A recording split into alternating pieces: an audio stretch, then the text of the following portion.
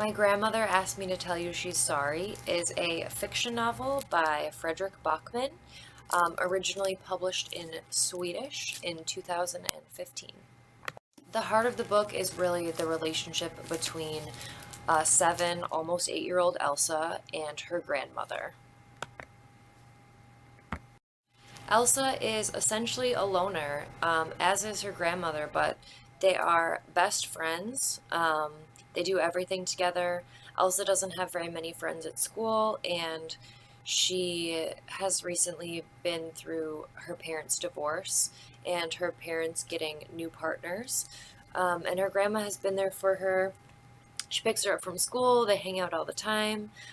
They even have their own special language, and they have their own special land called the Land of Almost Awake, um, with several kingdoms inside of it. The most important kingdom being Miamis, which I thought was a play on Miami, but I don't think that it is, now that I know that this book is Swedish.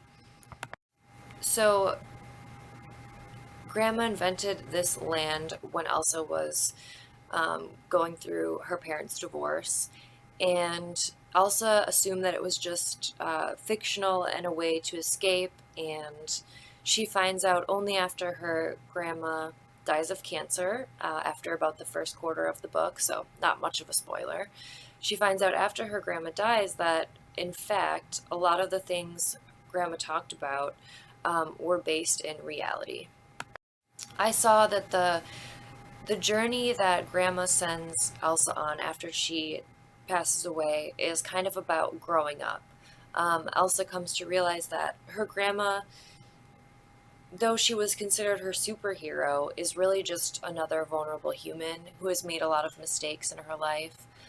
She learns that all the tenants in the building she lives in aren't just random people, they're all tied together and tied to her grandma. So I thought that this novel had a really interesting group of characters. My favorite was the worse, the big dog. Um, I really liked how Bachman didn't mention the worse was a dog. He just described it, and you get the idea. Another character I really appreciated was the monster, the big man. We find out that though he's frightening to some people, he's actually more afraid of everything and everyone else than they are of him. He has really severe OCD and obviously some PTSD from the war.